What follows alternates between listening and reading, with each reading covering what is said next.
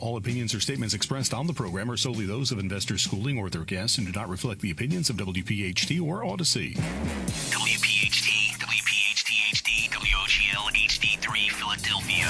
From the Piazza Premium Automobile Studios, powering your drive with 10 brands and 20 locations. Always live on the free Odyssey app. The Larry Steinhouse Show. All right, good. You're still sleeping from the last show, really? Are you still asleep? Wake up. Wake up. We're on now. We're on. Okay. We're on now. We're on. Hello! And welcome to the Larry Steinhouse. You did your intro yet? No, I was waiting for you to stop snoring. You do it. Okay. Okay. Hey, welcome. I say, wait, here it is. Good afternoon and welcome to the Larry Steinhouse Show. We are broadcasting live from Investor Schooling headquarters right here in Bucks County, Pennsylvania. I am Larry Steinhouse, and I am the CEO of Investor Schooling. And I'm here to make financial education fun and accessible to everyone, including you. Me? You think anybody woke up yet? I think so. And we have a tough hour. You know, we're 1 to 3, right?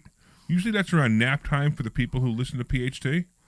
And then they have to have the intro that we have. You know, the show that's before us is kind of slow. But hey, what are you going to do? All right, on this show, we discover several ways of making more money. We concentrate on real estate investing, stock option trading, the stock market, and how to maximize your retirement funds. You can call us anytime during the show at 855-939-1137. What are you doing? Oh, that's your phone number. That's your job. I'm here. Do it. Exactly. It's like people think I'm sick or something. Well, do it then. That's 855-939-1137. 855-939-1137. Call us at 855-939-1137. What's that number again? I think it's 855-939-1137. And what can they, if they call that number, what could they discuss? They can, for example, call and ask us where Debbie is. Well, they can do that too. They can call and say, "Where's Debbie?" Where's Debbie? Let's keep that a secret. They can also, let's keep it a secret. For just a little while. Sure. Okay, we'll keep it a secret. Yeah. Right, she's alive, by the way. All the people with the. Well, now you just ruined it. You would have had all these people thinking that we did something to her. No, and we'll release her from the cage later. All right. So, by the way, we're also live on Facebook, LinkedIn, Twitter, and YouTube. And please leave comments. We already have your number one fan has already said hi. Kimmy's online saying hi. I'm also here with Dr. Deb, who's not here. No, so you should not read that. I should not say I'm here with Dr. Deb? No.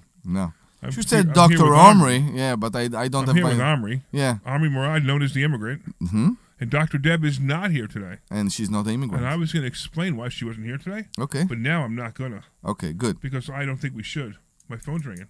Okay, good.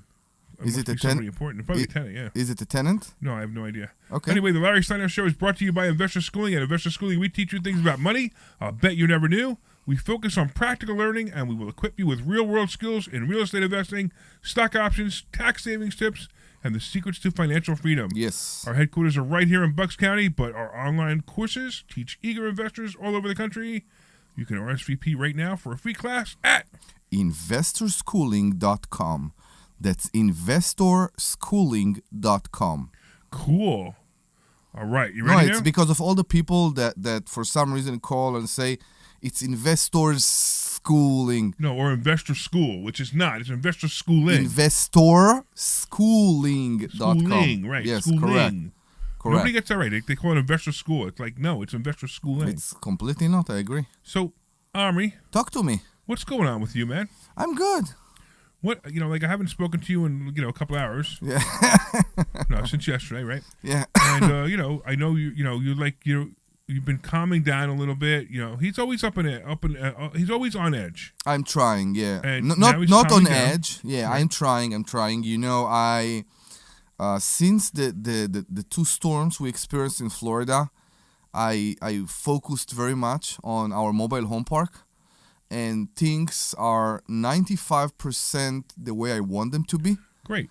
They are 95% the way I want them to be for a very long time right now. Good. Perfection is impossible, right? It's true, but it's crazy that we are still in this thing that started on with COVID or immediately after COVID that nobody wants to work. Yes. And the people that do want to work are crazy. you took my I tried not to say crazy.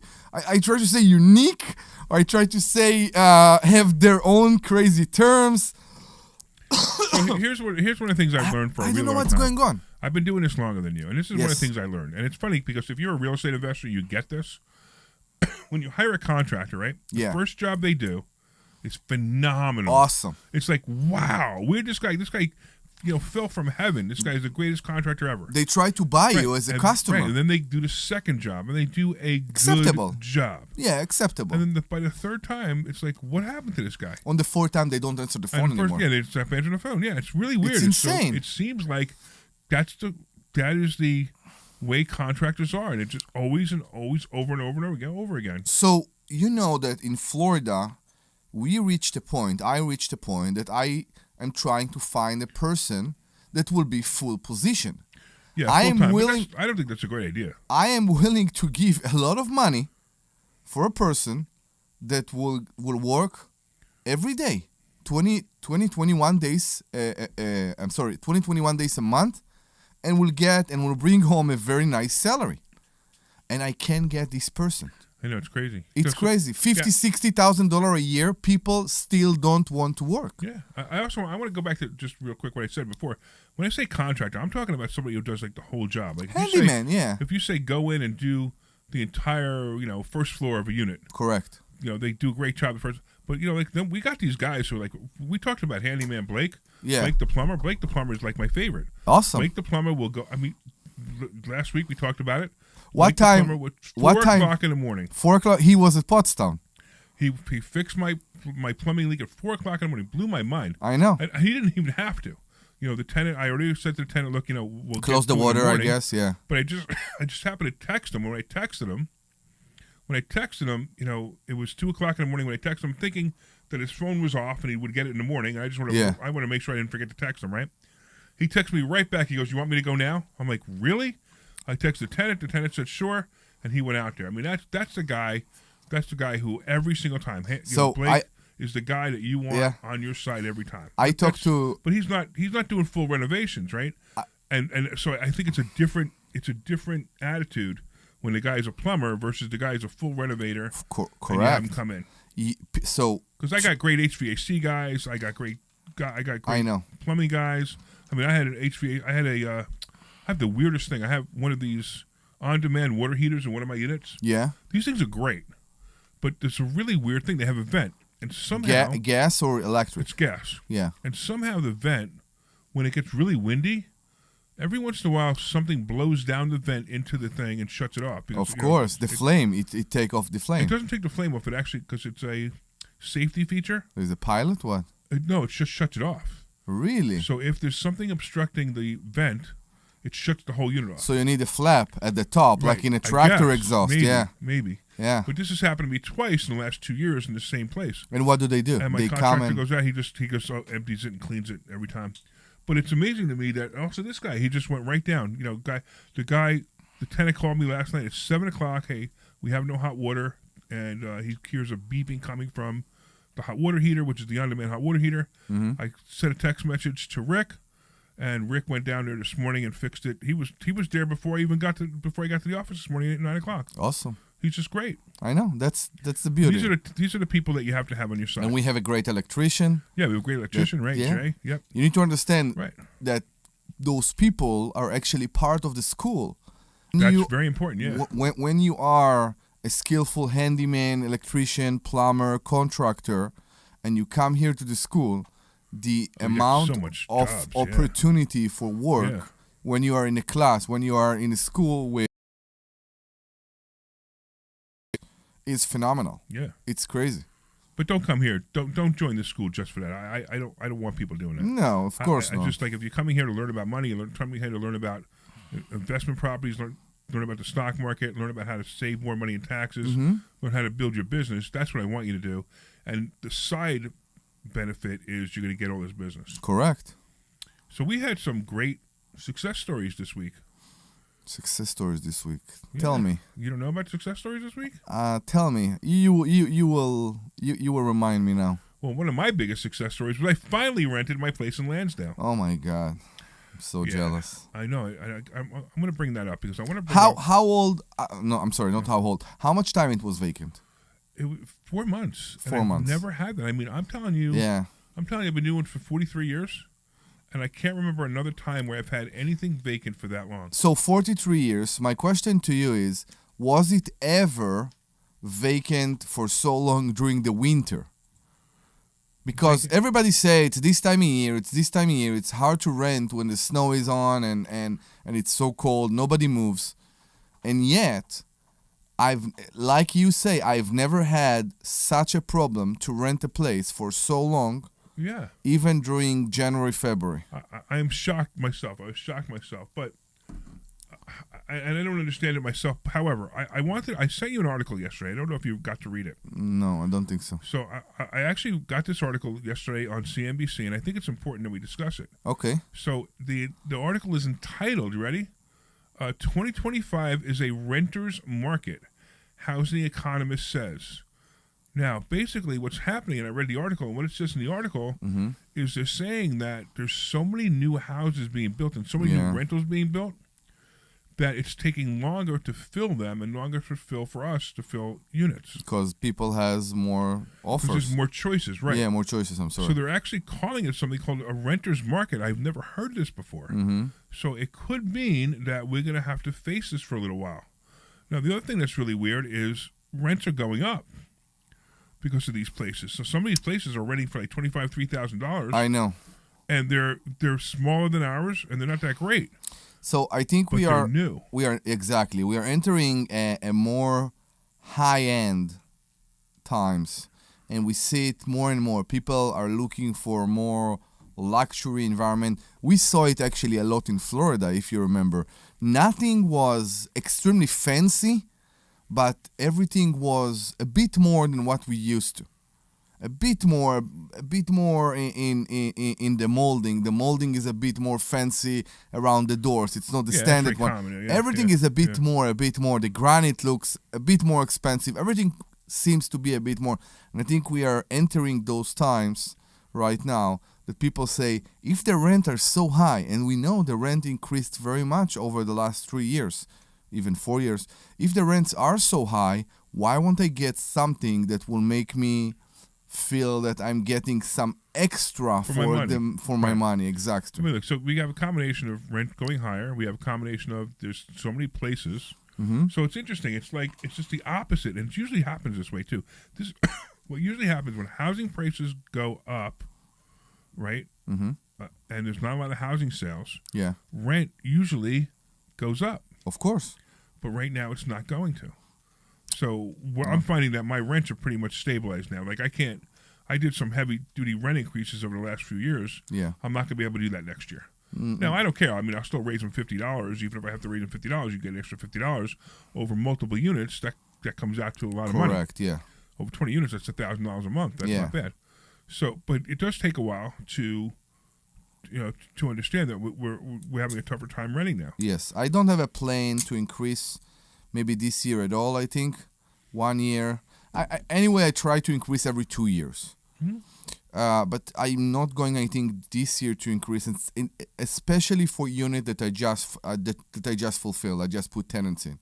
Right. Because I see exactly where it's going on. As you know, I'm a tenant myself. I don't own my own house.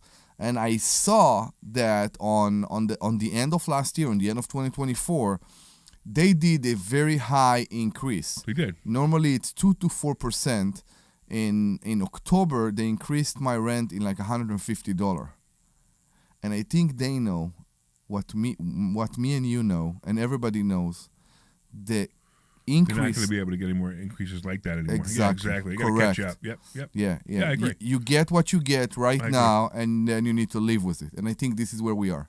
So I think what I want from this show today is that if you are a tenant, as I am, and you want to experience your perspective of this market, and if you actually feel that this is a tenant's market, a renter's market, please call us and tell us what do you see from your side. 855-939-1137. 855-939-1137. And if you're a tenant, how about talking about that too? How about talking about your experience as a tenant and see if your rent has been increased or if your rent has been staying the same because of it? Yes, correct. Yeah. Very interesting, right? By the way, we got a couple of people online saying hi. We got Glenn, who we haven't seen in a while, saying hi. We got Ed saying hi. A couple of people online saying hi there. Okay, cool. So if you're online, please say hi. And Kimmy says she misses Dr. Deb. Okay. This show just started, Kimmy. Yeah. How do you know you miss Dr. Deb? Are we so Usually bad? By now, What? now, she might not have said anything yet. Yeah. What did we do so bad right now? What? Really? Yeah, I don't get it. I don't get it either. So this Thursday, 2 days ago, you did a show about stock options. Yes. I think it's the best. It's the best explanation for newbies of stock option you ever did. Really? Thank you. I had hard time to understand stock options. Okay, and I just put it aside. I said I will never understand that. I will never get that because the opportunity to buy an option was the thing that blocked my mind. When you are selling an option, Yes. and you are selling the option to somebody, not that you own the stock and you sell option. You bought an option and you want to sell the option. Right. I never understood why a person will buy the option from you, which will bring it basically to the value of the current value of the option. Right. And now I get it. That was the thing that blocked me. So he was because having trouble. they want to Right. get the option again Right. for the previous price. Right. So you're having trouble understanding like what we do with options. So we don't. What we do is we buy the option and we sell the option to somebody else. Yeah. And that's what we make money. So we make profit on selling the option to someone else. Mm-hmm. That's the whole game. That's the way we teach it. That's the way we do it. We also teach something called sell. We basically sell options. If you own the stock, we sell the options. Covered calls. Right, which is covered calls, exactly. Yeah. And excuse me, I got a Me tough too, throat yeah. just today. I'm gonna grab a cough drop. Okay. So anyway, the other thing that we're doing is I'm doing something called a covered call challenge. Mm-hmm. So the last covered call challenge I did for 6 months, I turned $30,000 into $42,000 with 5 minutes of work every Monday morning. Awesome. So all I do is 5 minutes of work every Monday morning, and I turn $30,000 into $41,000. Why are we dealing with real estate? I know. Sometimes I look at it like, well, why are we dealing with real estate? So then I have another challenge, which is my newest challenge, which I put $50,000 in an account, and I'm selling the options on the stocks I have in that account. Okay. And I'm going to sell it every month. Last month, January, I made $4,675.10 selling those options, and I'm actually taking that money as income. So what do you do if you lose the stock? So hold on a second. I don't think I can. We can't. Think I can do the candy while I talk. No, I can't. Put it inside and just leave it inside. Yeah. Okay. So it's funny. the things you have to go through when you do a radio show live, right? You know, everybody else does their show. They record their show. Yeah. Pause. They make these. Pause. I got to put candy in my mouth. Yeah, exactly. But we do it live. Okay. The reason we do it live is so you can call in. How can they call in? As long as it's a candy in the mouth, it's fine. How can they call in? 855-939-1137. I didn't say that. What was that? 855-939-1137. What is that? At 855-939-1137. That's Kirk. That's 855 insane. 939-1137. See, we don't need you anymore. Yeah. I won't stop. That's 855-939-1137. Is it a repeat? Isn't that cool? Oh my God. 939-1137. So that's not me. It's actually me, but not me. What That's is it? 855-939-1137.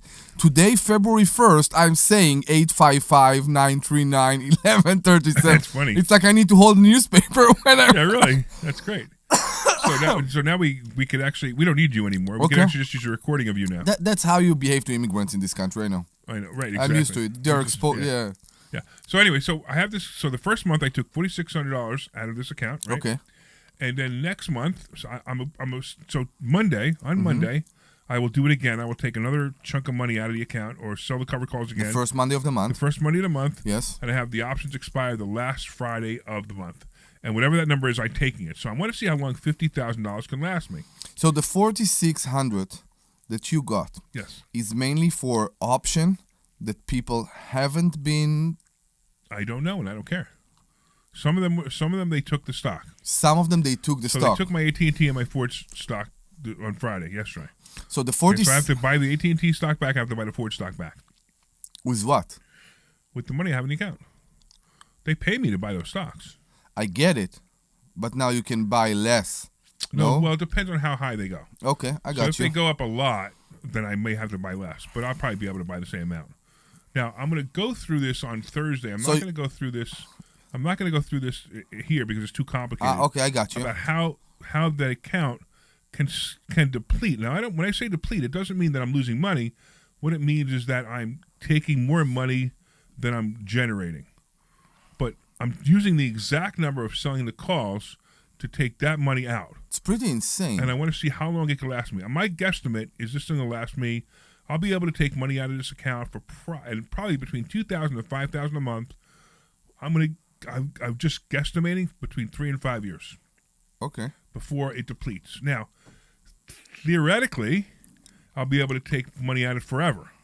So with the $50,000, if I keep selling the covered calls and take that money out, theoretically it'll go on forever as long as the 3 companies that I have don't go out of business. Now, Yeah. most likely they won't go out of business. AT&T, Ford, and Rivian aren't going out of business, right? So as long as they don't go, Rivian is out of the 3 the most likely to go out of business, but not very likely to go out of business. No. But if out of those 3 companies, I just keep selling the covered calls, the real difference will be that maybe I won't get 4,600 anymore. Maybe I'll get 3,000. Maybe I'll get 2,000. Of course, maybe I'll as get long 1,000 as the value. over time. Yeah, Right? Over time. correct. So as I start hitting 2 or 3 years from now, I may not be getting 4,600. I might be getting 1,600. But I don't know. But theoretically, it'll go on forever. It's just the number will get smaller. That's the only thing that could change based on what I see. I think you invented a very smart retirement account. Absolutely, and that's why I'm trying to prove it. That's exactly what this is about. So I'm trying to prove that you can actually use stock options to retire off of by spending 5 minutes a month. I'm literally 5 minutes a month working on your account and retire off it. Now remember, if I had 50, now I did it with 50,000, right? Imagine I had $500,000 in there. That would have been $46,000 for the month that I would have made in January. Awesome. Right, exactly. So I'm gonna play it out. I'm gonna play it out for 6 months and give my results. So with these challenges and these experiments, I give my results every week because I want people to understand what's going on. It's just about every week. We talk about it in class. I think I'm joining you. You could. Debbie just joined me. I think I Debbie will just join. put 50,000 account, and she pretty much just mirroring me. Yeah, I will do that. I will join you. I need to do all that. It will take me some time, but yeah. I think I'm doing it. Oh, Kimmy wanted to know when you were doing Kirk, when you were doing his voice, you didn't have the sexy music behind it. You know, you didn't have the there it goes. That's 8. The X-rated movie music, the porn movie music. What? Porn movie music. I don't know about that. You don't know about porn movie? You don't know what porn movie music sounds like? No. I'm shocked. In porn movie, you normally you don't have music. Well, they do in the old porn movies. Oh, wow. in the erotic one. Yeah, no, I don't know about Before erotic, everything became crazy. but, yeah, like when Yeah. I don't know. Are we still on the air? We still are. They have not thrown us off yet. Okay, good. All right. So if you guys want to learn more about stock options, or if you have a stock account, if you have any stocks at all, see, this is the funny thing, right? Everybody counts on their financial advisor. Oh my God. Who steals from them between 1.5%, 2% a year. Especially those who their sits account. in the bank. What? You know those that sits in the bank? The financial advisor that when you go to your bank and Right. they refer you to them. Yeah. I tried to go to my own one day and I basically I came out depressed. Yeah, because back then I wanted to invest in stock and I wanted to do that. And what he told me is, do you have a picture of your money? I said, what? What do you mean? He said, you're going to lose it all. Do you have a picture of your money? Right. And I'm like, okay, that's why. maybe that's not the See, best beginning. And that's why when somebody gives me money advice, what's my next question? Are you a millionaire? Right. So I would have looked at the guy and go, hey, are you a millionaire? And he would have said, well, no. And then I would have said, thank you for telling me exactly what not to do. Okay? Because I'm broke and I want you to be broke with me. So please be broke with me. So I'm going to give you some bad advice that I've been using. That's the biggest problem we have. You know, Most registered reps, are broke. Most registered reps make between $50,000 and $60,000 a year selling products to other broke people. can you say the same thing about real estate agents? Yes, I think so. most real estate agents are broke too because You know why? yeah, Because people tell them a story. And we hear the same story about money lenders. People want to be agents, real estate agents. People want to be money lenders. People want to be financial reps. All those professions because When you say money, somebody... you're talking about mortgage brokers, not money lenders, because money lenders, if they have their own money and they want to lend that money, that's what we teach. We have people But if that peop- come here Right. and they want to be money lenders. They want to be money lenders or No, they want to be money lenders because someone told them they will be rich in a second. And it's the same thing with real estate investors. They want to see the first check. They sold a house, they got 40 grand or something like that, and then they figure out it's not that easy, and they are not getting it's not so that much. It's hard. It's just that it takes a while. So people think that investing in real estate is a lottery ticket. It's not. No, people think it's a chicken that lay golden eggs. It's not. Right. It's not. And It does lay golden eggs. They're just a lot smaller than people think they are. So every okay. month I get checks, or actually now it's Venmo or whatever. Yeah. But I get checks from tenants, right? Correct. And every month I get that. That's my golden egg. So that piece of property is my golden egg. I'm sorry, my goose, right? Yeah. Month it lays a golden egg. Maybe it's a $2,000 rent payment. Yeah. Right, and I use that money for whatever to pay the bills, and whatever's left I get to use for whatever else I want to use it Yes, correct. for. So that's what real estate investing is. It's the same thing, but what you were saying about real estate agents is real estate agents don't understand that being a real estate agent is not a job. It's a business. And most Correct. people treat it as a job. What And do they you don't mean? get it. They think that they're going to go to work for a real estate company, get their license, go to work for a real estate company, The brokerage. get leads, Yeah. and go sell real estate. It doesn't work that way. No, it doesn't. You have to go and you have to learn How learn to get the generate business, yeah. leads. If you don't learn how to generate leads, you're just not going to make any money. Correct. That's why most real estate agents make no money. Yeah, who's calling you so much? I don't know. Everybody's calling me. Good. I hope it's from Florida. No, Yeah. I can tell by the area code. It's not from Florida. So- If anybody wants to, Call us. I'm wondering if no, it wouldn't be. Please know. tell me we haven't. Well, so we had an internet problem earlier, so I'm wondering if the phone line had been transferred over. Oh my God. But that's all right. We'll find out. So Larry is trying to fix the number that is 855-939-1137. 855-939-1137. Call us to discuss anything you want about money at 855-939-1137. Yes, and there's so many things about It's money working? that people just don't know. I think so. But Okay, I'm just I hope so. double-checking. I'm just double checking, but I'm pretty sure it is. Okay. Maybe. All right, well, keep talking so I can check it. No, I think it's good. So I tell you something. You talked about chicken that lay golden eggs. I think we talked about that last week. I'm dealing with a problematic tenant right now. Yes, I want to. So you need to tell this story. So, Yeah, do you want to do a small commercial break before we go to that? all right, let's do that. We'll talk about it. So, Omri's got a tenant that's given him a real tough time, and we're going to talk about that tenant and how Omri could avoid it, and how he's going to try to settle it. All right, so we'll see you guys in a couple minutes. This is Larry Steinhouse with Investor School. All right, back in 2 minutes. Thank to you. buy investment properties is? It's now. It's always always now. now. You just Always. need to learn how to buy them correctly. Go to investorschooling.com and sign up for a complimentary class. And the hard out is 58. Okay. And make money every time. That's right. That's what we teach. We teach how to buy investment properties and make money every time. Go to investorschooling.com and RSVP right now. Take a class this Thursday night at 7 o'clock. That's investorschooling.com. This is Larry Steinhouse with Investor Schooling. Are you ready for retirement? Have you prepared everything you need? Well, in Investor Schooling, we will teach you ways to better prepare for your retirement using real estate and the stock market. But you need to learn how to do it right. And that's what we teach. At Investor Schooling, we sell nothing but education. Come to Investor Schooling and learn how to have a better retirement. Go to investorschooling.com and RSVP right now for this Thursday's class at 7 o'clock. Go to investorschooling.com. That's investorschooling.com. This is Larry Steinhouse with Investor Schooling. Don't go through life ignorant about how to become a millionaire. Learn how to invest in real estate, the stock market, precious metals, and learn from an expert. At Investor Schooling, we teach these things and more. We only provide education, and we will teach you how to leverage real estate, how to leverage the stock market, and how to leverage precious metals to make more money than you've ever made before. Go to investorschooling.com and take a complimentary class this Thursday. We will see you there. Investorschooling.com. That's investorschooling.com.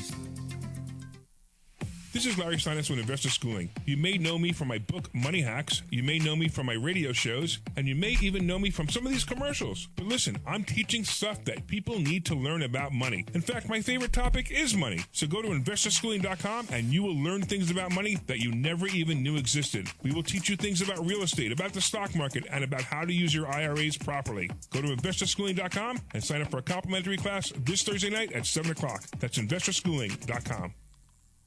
This program is paid for by Investor Schooling. All right, I like this music. You're the best, man. You're just taking over the show, aren't you, Omri? All right. Well, welcome back. Welcome back to the Larry Steinhouse Show. I'm here with Omri Morad, my co-host and my partner. My interrupting. And Co-host and you're partner. interrupting the interrupter, the great interrupter. Yeah. You interrupted me again. I forgot what I was saying now. Anyway, we were going to talk about your tenant. So why don't you give this story from the beginning? Remember, when you give the story, Omri, no one on the radio has heard the story, any part of it. And nobody's in my mind. So nobody's in your mind. Okay. So you need to give them specific details, like you were explaining it to a 5-year-old. So I have a unit in a townhouse in Norristown, and I have a tenant that moved in there at the end of 2021. Now, this house, believe it or not, was the house who titled me the worst landlord ever. Closer to the mic. Oh, sorry, me? Yeah, you. Just a little bit. Okay. He's not close enough, or he's too close?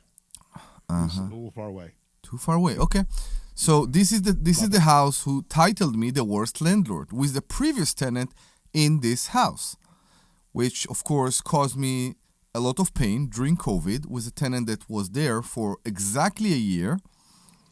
Believe it or not, I got most of the money at the end, not by her, but by all kind of organization. But the tenant that taught me a lot about how to be a landlord. A few months later, I got a new tenant there that came through an organization, and this tenant was there, is still there. Actually, he's still there as of today. We are talking about the end of 21, so 22, 23, 24. What did they give you? They gave you the first month, the last month of Women's Security? So in PA, there is there are many organizations. Almost all of them are being funded by the same pocket, which is an organization, a state organization called Your Way Home. And Your Way Home is willing to provide assistance to low-income households for up to, back then, I don't know if it got changed, but back then it was up to 18 months. So they provided assistance for the security, the first month rent, and I think it was 6 rents up front. Wow, okay. Okay, that's what they provide. Hard to say no to that. It's hard to say no to that, and I saw the signs with the tenants, but the tenant had no evictions in the past, no possessions, no nothing, and it seems like he was on the right track. The story was acceptable, and I was willing to get into this risk. And the other thing was, remember, I just had the worst tenant there, and I just had an empty house while I'm renovating 2 others. I wanted to occupy it. I was done. By the way, that's a big mistake. Never make the mistake of, I'll just rent it to somebody so it's occupied. Correct. Now you get stuck with a tenant who's bad. Correct. And you're better off having an empty unit than a unit with a tenant in it that's not paying. Correct. So during this time, this is, believe it or not, the third year that during November, December, and January, I have court cases against this tenant. Last year, I had to file 3 times because every time he paid what the judge refused to give me a possession. He gave me what's called a pay and stay. I will explain. A pay and stay means I want to get the money for the rent, and then the tenant can stay. If they don't pay, then you can file for possession. But unless unless I mean, in case the tenant pays, you can kick them off. You agree that they will stay. So last year, in the same time during the year, January, I had 3 cases because every time the day the constable was I do there, remember this, yes. they paid until the last cent. Right. And then I had to go and file again because by the time the constable came to tell them, knock, knock, knock, you need to leave, they paid, but now there's a new month and there is more debt. And we were there, and last year what happened was the tenant appealed on the phase of the possession. I will explain. I went to court. It was a 1 month rent. I think it was lower than 1 month rent back then. And he didn't do anything with this. He didn't pay. He couldn't pay maybe. And 10 days after I got this judgment from the district court, I go and I file for possession. The tenant appealed the file for possession made by me against the judgment. Do you understand? Yes. I hope the listeners understand, but Yeah. if not, you're welcome to call. So on what grounds do they appeal? I would be so mad. So when you go right now, you can sign all kind of affidavit in the court of common pleas that are basically a shortcut. You don't need to put the judgment amount, for example, in an escrow because you sign a declaration that you don't have this kind of money and your impact have been affected, blah, blah, blah, blah, blah. You don't have the money to pay for filing fees, for example, for the case because this and this happened to you, this and this. Insane. So back then, again, it was a possession. He filed an appeal against the possession. Against the possession, there is what's called an emergency hearing. There was no hearing at the end, and the judge basically granted him 10 days. How do you call it? Gratuity period? Grace period? Whatever, Okay. yeah, exactly. And he got 10 more Continuance days. is really the word, but okay. Yeah, he got 10 more days, emergency thing. Continuance, okay. Yeah, and after the 10 more days, he actually paid everything in full. And that was, I think, January or February of last year. This year, he was smarter. And I am dumber. He learned. He learned. What he did is he actually took the judgment immediately after I got it. The judgment was for 1 month rent. So there is a thing with this tenant that I believe he has goodwill, but he has problem to show it. Every time, the day of the court hearing, he pays. Sometimes he doesn't pay everything, but he pays. And then when you go to the judge, you stand in front of a judge and the judgment is less, it's smaller. So we're there and the guy took the judgment, he waited a few days and he went to appeal the money. He didn't appeal the possession because there is no possession yet. The possession is only against the money. He basically appealed the amount. Right. And this is a problem. Because let's say that you sue me for $10 that I owe you, right? Me and you, we won't be in front of a judge for months. If we go to the Court of Common Pleas, Yes. we won't see judge for months because this is how back they are. Sure, they're backed up, yes. That's the problem. So this is the situation I'm in right now. He filed an appeal. He couldn't put the money in an escrow. He don't need to put apparently the money in an escrow because he signed this declaration. And until this case will be settled, I'm basically SOL. I can't say what yeah, the we correct word can't. is, I'm but basically out of luck. I'm basically a bolt in his house. So that's the case. This is where I'm at. Apparently, there are many things that you, a landlord, can do in order to, let's say, start a fire under the case and make it move forward. So I of course, hired a lawyer at that point, and I started to deal with the lawyer that taught me a lot about what needs to be done and how you need to actually write the complaint to the Common Pleas Court and how you need to submit it and all that. And the other thing is that, did you know that when you go to the Court of Common Pleas, you can add costs? Because now the whole case Of course. is Yes. reopened, Yes. which is something I knew, but maybe I forgot and all that. So basically, he wrote the complaint with all the damages, with all the aggravation that happened to Yeah. me, and he added there significant amount for all the aggravation and all the damage that caused to me by the tenant. Good. Now the tenant need to reply to that.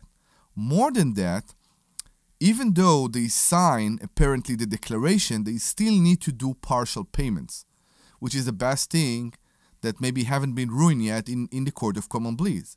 They still need to show goodwill. So even though he didn't have to put all the money in an escrow, he only had to put a small amount in an escrow, he should still continue put those small amount in an escrow. Meanwhile, every month that goes by, it's another month that he's not paying. No, I learned that too. So first of all, by the end, by 30 days from the time he files the appeal, he needs to put 1 month rent in an escrow. And every 30 days from that point on, for the appeal to continue, he has to put another month rent. And what happens if he doesn't? The appeal is shut off. Okay. This is a requirement. So it as sounds long- like after yeah. 30 days, this guy's not going to come with the money. Maybe. After Yeah. 30 days, you just go and you go for possession, you win. Correct. So what will happen So is he held you hostage for about 30 days. I think it could be more, because the problem is the back rent, right? The problem is the back rent. So by in my case, by the middle of February, he will need to have the full month's rent in the escrow, and that will cover January. Okay, now we are in the middle of February, right? Then in the middle And of to March, what day of February does he have? Like, because February 1st was 30 days from the filing. So wait, but it's February 1st, right? Uh-huh. So if it's February 1st, how much time does he have to put February's rent in escrow? It doesn't go that way. Okay. He has 30 days from the time he files. In my case, it's January 16, to put the full month's rent in the escrow That's for January. for January alone. Right. For the month that he appealed. Okay. Okay? And that doesn't include the filing fees and all those things Sure. that are coming from the district court. Right. So we're talking about only January right now. But the Court of Common Pleas, that's what amazed me. As long as the case being discussed, and until we get in front of a judge and there is a hearing, he have to continue to put rent in an escrow. And if he won't And do that escrow that, is with the court? it's with the court, Yeah, okay, good. Patanary office. Good. Yeah. So I learned a lot about that So thing. basically, you've got 15 more days of this, and it's over. We see. Because he's not going to come up with the money. He's not going to put it in escrow. Larry, I hear you. In the past, he always come up with the money. Right, but now he's got to come up with more money because you hired an attorney. Correct. So he's got to come up with that money too. Correct. Because one of the things you have to put in your lease in Pennsylvania, and we need to explain that. First is that if there is a hearing, if there is court costs, if there is fight from the tenant side against those court judgments, they need to pay all those expenses. That's very important. On both sides. Both sides, yeah. This is something we also discussing when we talk about. I forgot the document. Confession of judgment. I'm sorry. Thank you. Confession of judgment. And the other thing is, we need to always add a waiver for a notice. Yes.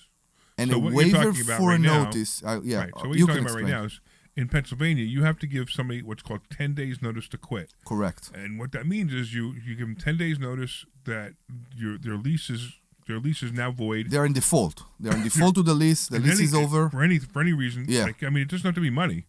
It could be that they've been too noisy. It could be They have a anything. dog. Whatever. Right. It could be whatever. Because Yeah. remember, I had a drug dealer in my unit Correct. and legal activities, and we caught him. We had him on ring camera video, and the police didn't do anything. So the police didn't arrest him. Actually, they did, but they released him.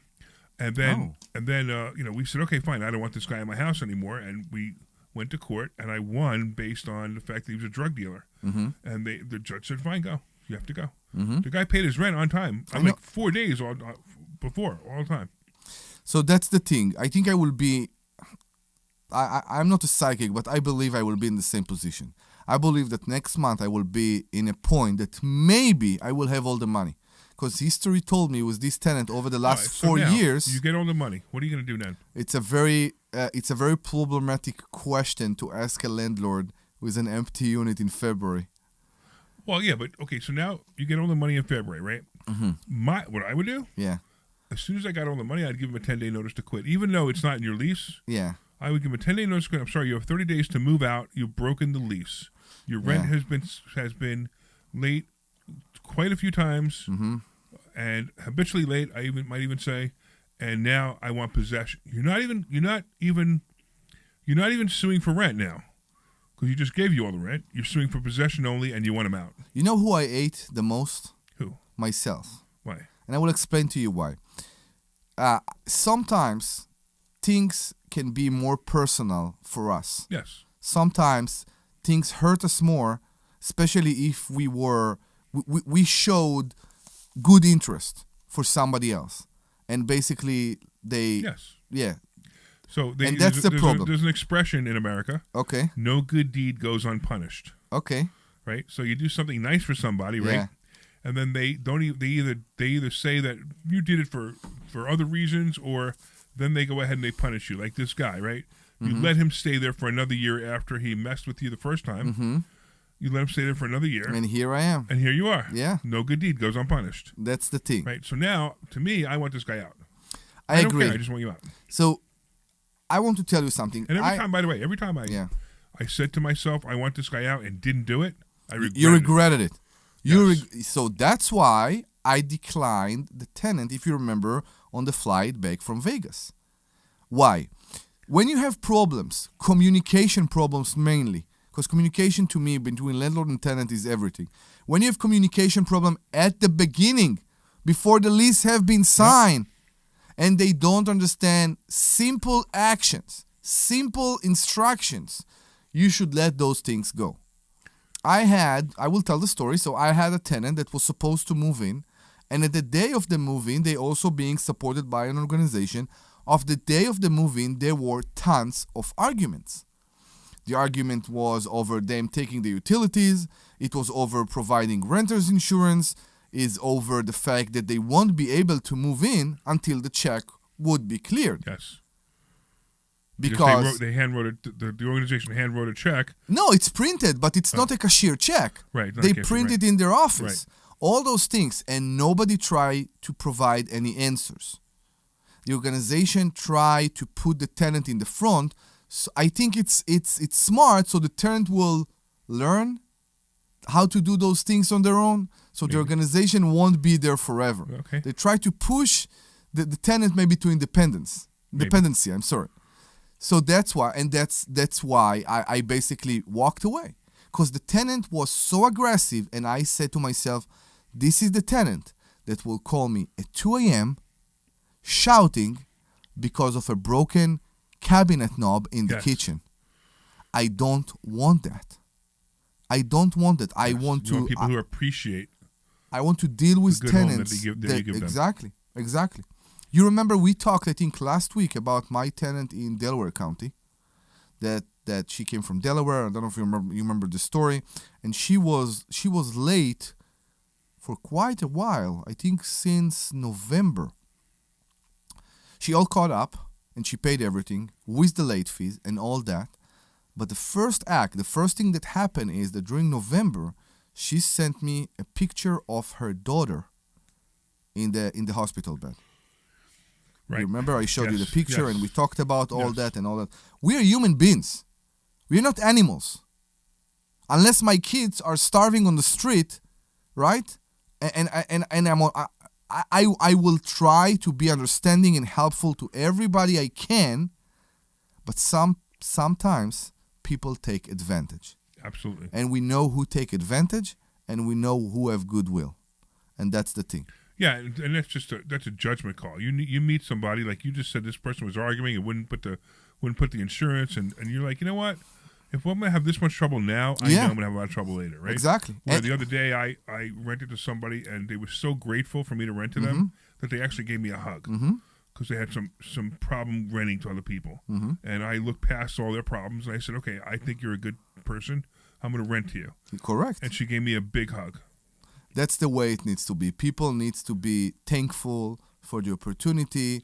And Right. of course, it shouldn't be a fight all the time. Exactly. And it was and it's both sides. It's like, I listened to her, Exactly. and she had, and she had an issue, and I listened to her, and I said, okay, I understand the issue. Let me see how I can help, and I did. And at the same time, she was grateful for me for listening to her and helping her. We are not bad people. And we are not We're only good people. We're not bad people at all. We're good people. And I want to say that to every legal judge or court or anybody who hear me, we are not Russian oligarch. Okay? It's very important.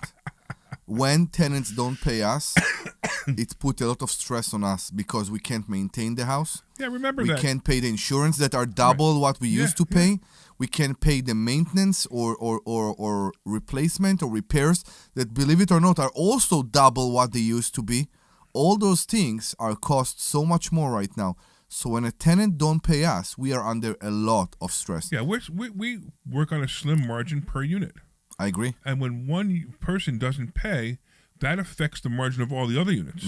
Correct, 'Cause because if, it's the you same know, business. Right, because if I've got 5 units that I'm making $200 a month on, and 2 people stop paying, now it's costing me $2,000 a month instead of making $2,000 a month. We are talking about that.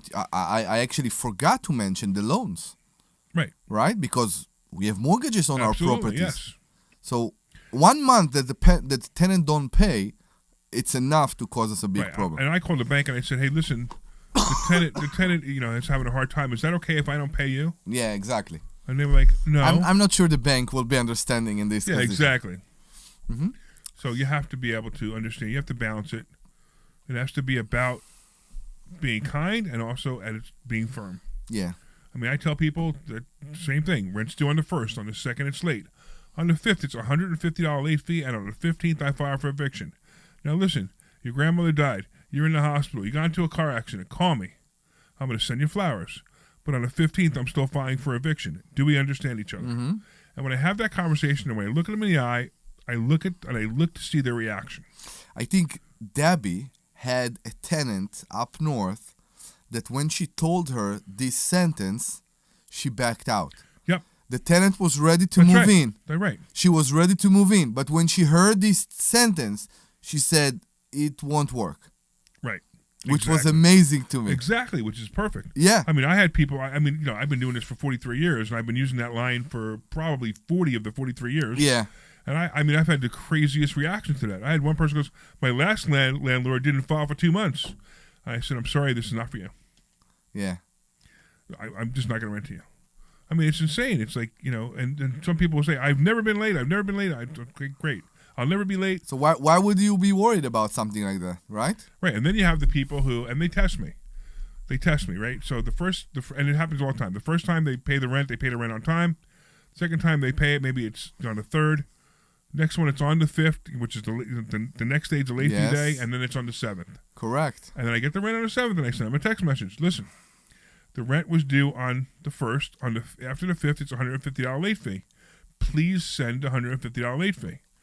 And no matter what they say for the excuse, and it's always something. I know it's always like blah blah blah blah blah blah blah. I It doesn't even understand, matter. but yeah. I respond this. Okay, I will waive the late fee one time. But please understand, I will never waive the late fee again under any circumstances. Correct. So what do they do? The next month, they pay it on time. Then it goes to 3rd. Then it goes to the 7th. And then they do it again. And blah, blah, blah, blah, blah, blah, blah, blah, blah. I'm sorry. Remember the last time we spoke? I said I would never waive the late fee again. Please send it immediately. Or if you don't send it immediately, next month's rent, the first $150 of your rent goes towards the late fee first, which means that your rent will be late again and you'll owe 2 late fees. So I suggest you send it right away. And no matter what they say, nope, I'm sorry, you're sending a late fee. I had a big argue with a judge about that. Because, so what this judge, what she basically said is that when a late fee applied, the late fee just stayed there. I don't need to take it from the next month's rent. Of course you do. And I completely disagree with her. The tenant wasn't there actually. The tenant sent her free lawyer Right. to argue that, and I mean, I got what I got from the judge, and I was happy. And the tenant was out anyway, and I was done. Yeah, typically that's what you try and do anyway. I have another question. But that's for why you. that's another reason why you got to go to court right away, because if you have 2 or 3 or 4 late fees, the Yes. judge will say, sorry, she's only paying 1 late fee. I'm like, Mm-hmm. I'm sorry, she signed a contract. I know, but I'm a judge, and I could void your contract. Yeah, I'm not sure No, the that's not how bank. things work. Yeah, the I'm bank sorry, Your Honor. won't That's not how it charge works. me a late fee for. Yeah, I got you. Thanks. Yeah, the bank won't charge me late fee only for 1 month of late payment on my mortgage, right? It will be a late fee of every time I was late on my mortgage. Yeah, exactly. So I'm not sure how it works here. I don't understand it either. It makes absolutely no sense. I have one question before we go to commercials. We're not going to commercial. We're going to end this section, And there we go. and then we're okay. Yeah, okay. Yeah. You can say that. Okay. So I have a question for you. I know today everything almost is electronic. I don't get any more checks, but still sometimes a check does arrive, especially with the organization. You know, I work Yes. with a lot. How do you determine if the rent is late I go by the date it was postmarked. on the Right, the envelope? Because I used to do this a long time ago when I used to get checks. On the I used to open up envelope, my yeah. mailbox and I'd have all these checks from all these rents, right? Yeah. And I would go by the postmark. So if somebody sent me a check and I didn't get it to the 20th, Mm-hmm. but it was postmarked the 4th, I all this time I'm communicating with them saying I haven't got the check, I haven't got a check, I haven't got a check. But I say as long as I get it and it's postmarked before the 5th, I'm okay with it. Okay, I got you. Because it's not their fault. I agree. But Venmo and Cash App and PayPal, Best way. that's great. You get the money right away. Yeah, 2 days. And they can't stop payment on it. They what? They can't stop payment on it. Once it goes to your account, they can't stop payment on it. So I had a very, very weird situation, but maybe we'll discuss it in the next hour. That Zelle declined. So a tenant called and did a big fuss because they paid their deposit. Right. As you know, we signed them on a contract to hold the apartment, and they called the bank and they did something, and Zelle took the money back from my account Really? as long as it was pending, and I was amazed. I didn't know Definitely this gonna have to talk possible. about that. Yeah. We can also talk about how Section 8 takes money out of your account. Guys, gotta Exactly. go. All right. Yeah. All right, cool. All right, listen, I want to thank everybody. You guys are awesome for listening. We love it when you guys listen every week. We're here, of course, every week from 1 to 3. We do 2 shows, so we'll be starting another show right after this one. And I want to thank the audience. I want to thank Omri for being here, for telling some great stories. I want to thank Kirk Corliss, who's the cool Kirk Corliss, right? That's what we call him, for being our superstar engineer today. Producer. And I don't want to thank any of the callers because nobody called. Okay. You know why? Because this other show, keeps them from calling. They're still schooling. Anyway, if you want to go to Investor Schooling, go to investorschooling.com and take a free class. That's investorschooling.com. This program is paid for by Investor Schooling. All opinions or statements Right, back at 2:30. those of Investor Schooling or their guests and do not reflect the opinions of WPHT or Odyssey. WPHT, WPHT-HD, WOGL HD3 Philadelphia. From the Piazza Auto Group Studios, experience the power. Sour, you got to get out at 58. At 58. Live. Ease will go over. Yeah. Tune in tonight starting at 7 p.m. for the I Bob didn't get Head. it. What'd you say? No, because it's got to be at 58. Like at 58. You can't, because you went At over 58, about- we go you 59 went- and a half. 98.1. It's the morning woman again. Yeah, it's going to cut Wait, close. hold on, Kirk. I'm confused by what you're saying. Now taxes is using 58. 58? 58. How did Yes. 58? Yes. Since when? right in Credit Karma. Now, Since, because you got like 2 minutes for, there's like 2 spots and there's an ID. What? And We then always do there's- it 59 and goes a into- half. Always. Okay, well, all right. Well, I usually have like a little bit of buffer, but I just want to I want to keep. 59 and a half, man. I'm out at 59 and a half, always. Okay, all right. I must All have right? forgotten. And you should start music the playing phone like up at immediately 59. or throw that 59. You should mail- start music playing in case we're not paying attention to the clock. timeshare resort Okay, I can do that. Okay?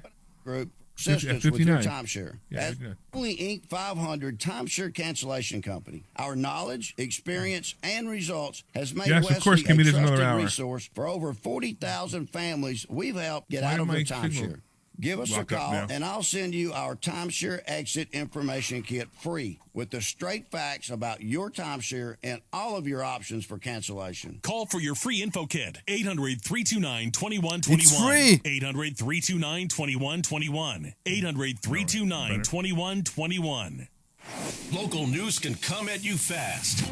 Want the latest on what's happening in your backyard? Download All right, the hold on, free everybody. Got Odyssey another app. hour to go. Follow your local news station, and you'll get alerts on the top stories making headlines It's a nice in your day out or city. something. Nobody's You can watching. stay in the Nobody's know, listening. no matter what you're up So to. it's And very be nice out. today, but it's down very when windy. news breaks. Plus, keep You gotta work tabs on your car. weather and traffic, so Let's you're go. never caught off You can do guard. that after To the get started, download the Odyssey app. That's AUDACY and follow Here we go. local news station. This program is paid for by Investors Schooling. All opinions or statements expressed on the program are solely those of Investors Schooling or their guests and do not reflect the opinions of WPHT or Odyssey.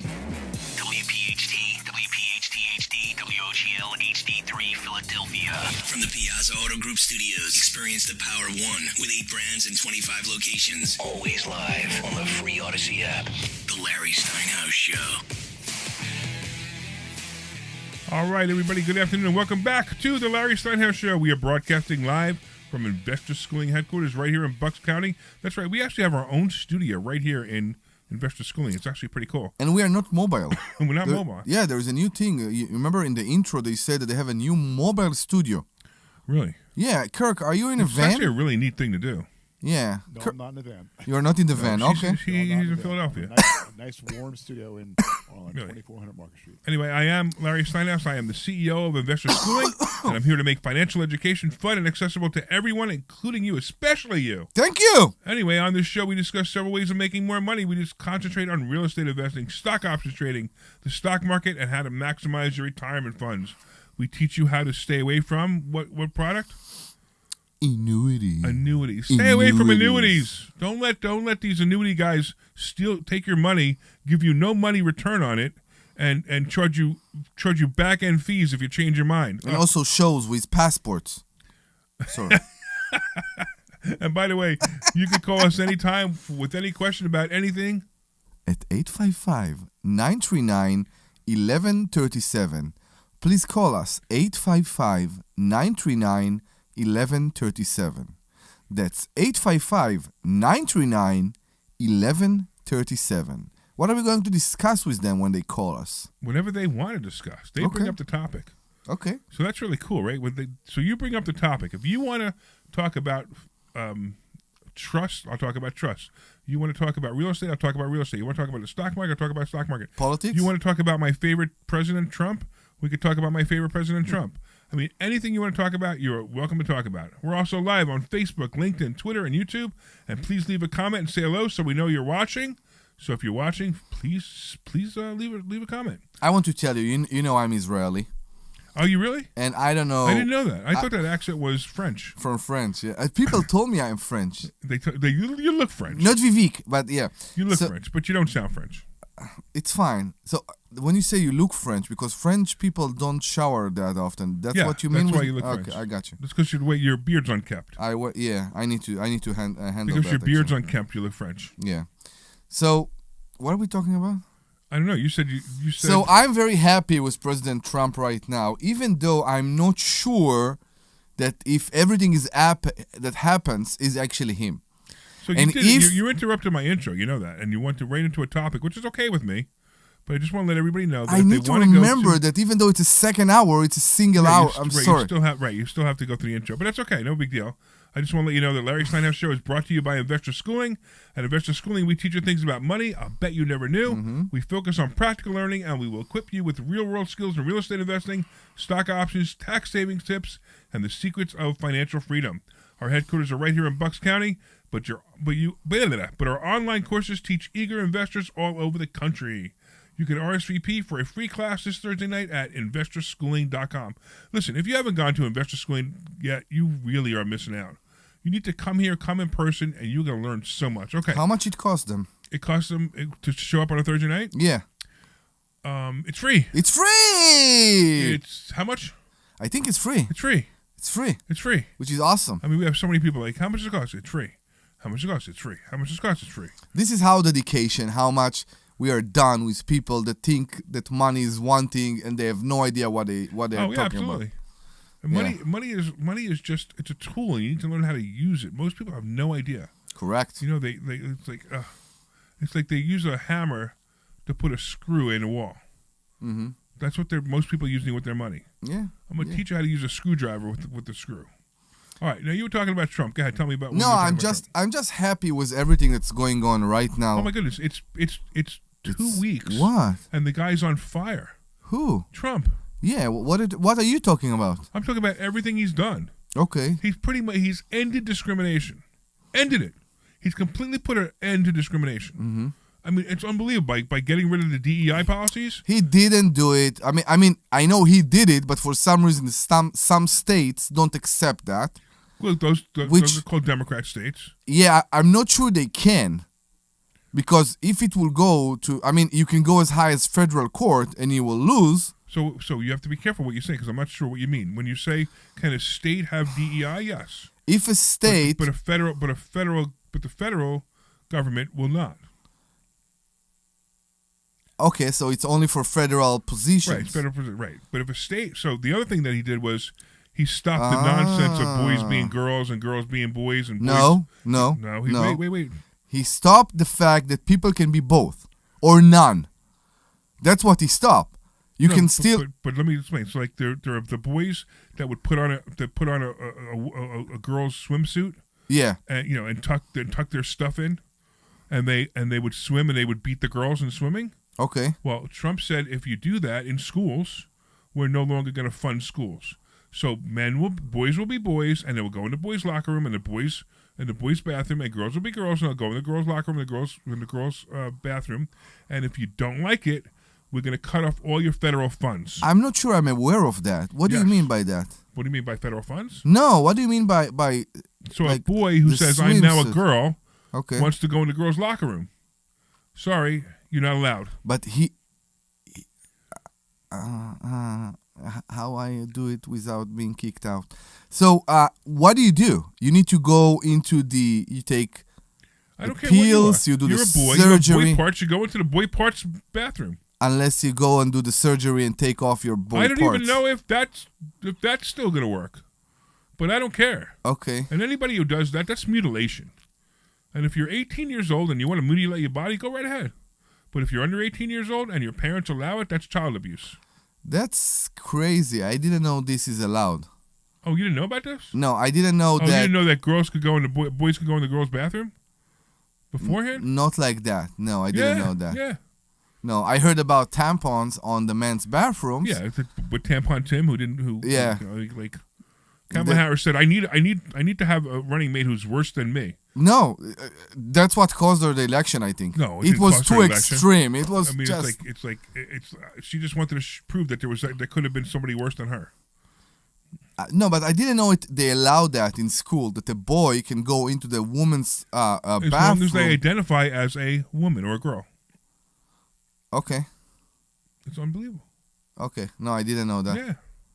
Okay. That's you didn't know about the girls, the man girl? The sports. About the sports I heard. The only thing that you just enlightened me is about the fact that it can happen in schools. Yeah. That's where it was happening. That's insane. Yeah. Okay. Of course it's insane. Yeah. It's a mental illness. And it's a mental illness for the teacher to allow it to happen. So I must ask you, if we still have states that will basically said we are not going to comply, like I don't know, Massachusetts, New York, right? What will happen? They can do anything they want, but if there's federal funding, Trump will cut off the federal funding. That's all. Okay, so they won't get the money. Rely on federal funding. Okay, and if they're gonna let boys compete as girls in girls' sports, Trump's gonna cut off the federal funding. Yeah. Okay. And that's fine. I agree.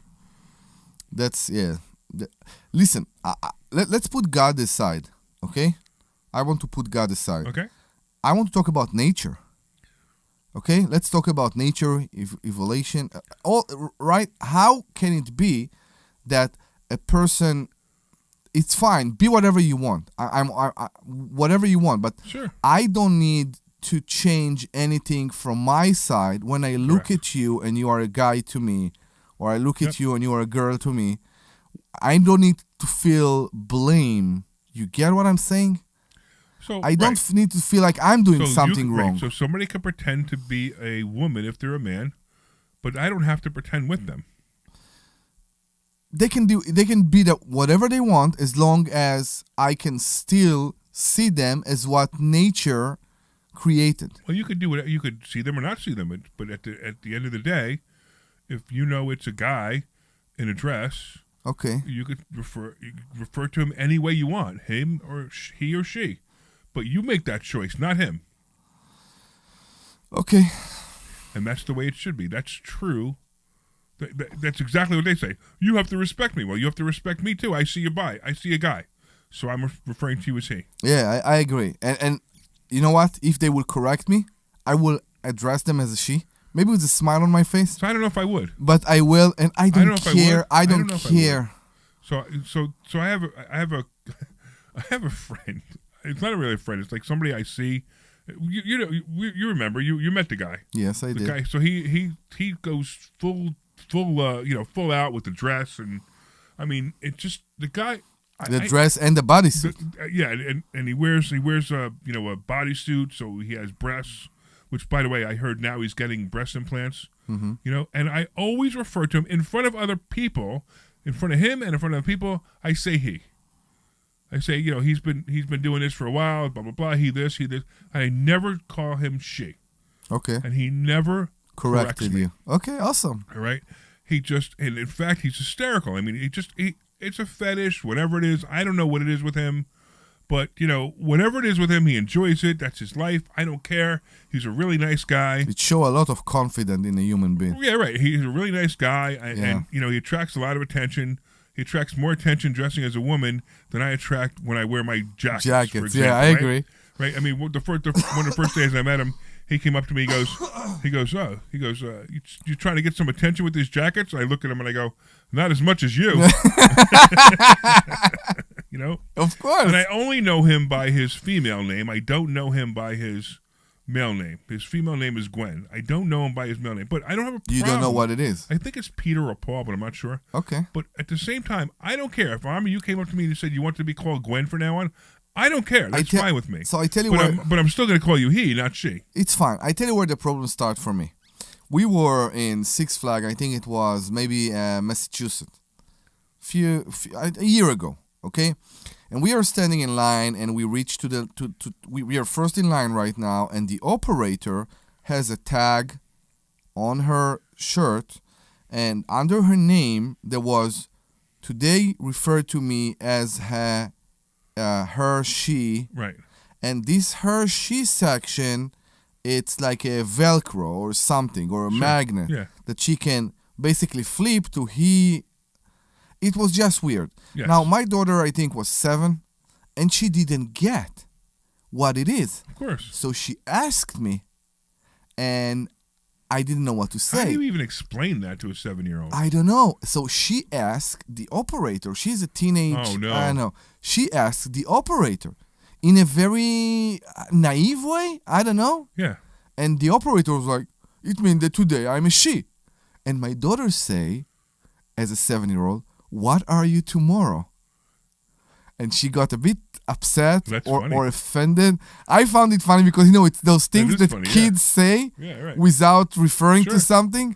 Sure. But it was funny. I found it very funny. I think the woman, the operator, I don't know if it's a policy of Six Flags or whatever, but I found it weird that I need to be, I'm being forced to be in this position that I need to explain to my daughter why this nice lady is a she only today, and tomorrow she can be a. That's the problem. Well, tomorrow I'm a cat.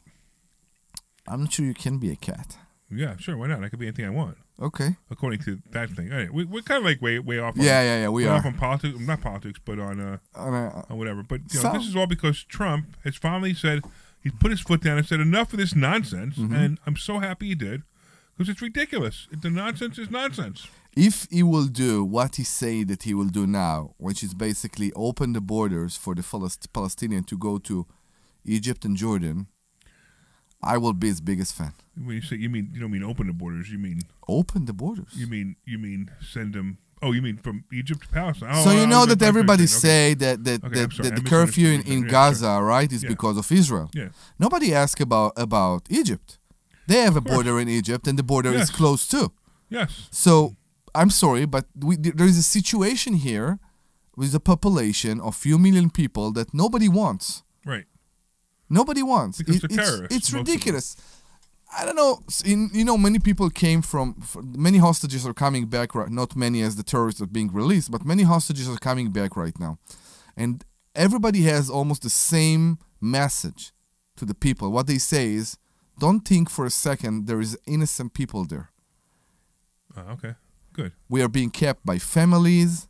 We're cooking for them, cleaning for them, living for them, and we were still hostages for those families. Right.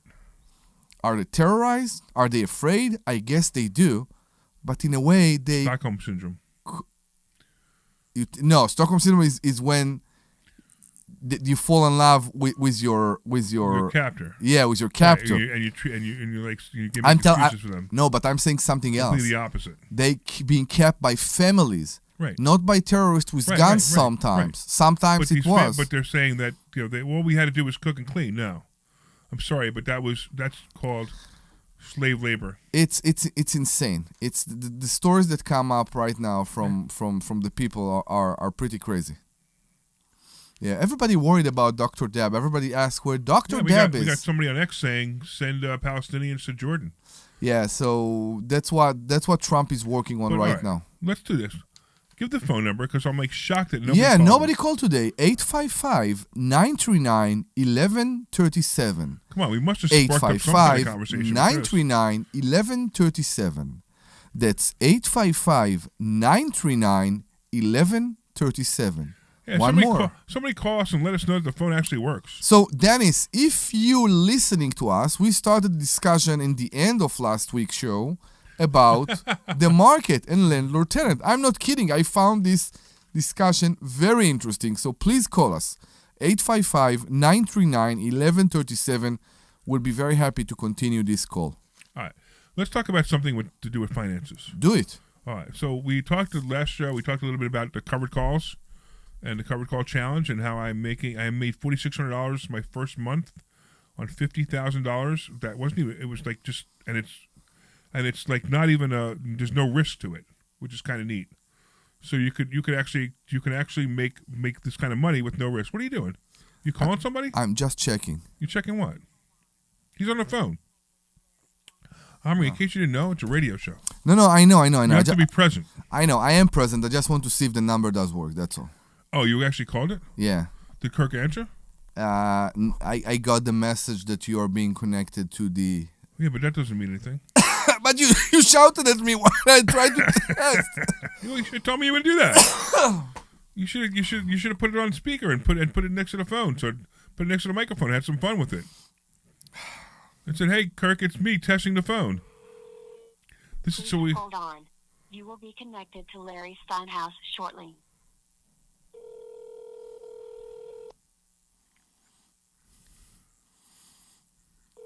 We're seeing if it works.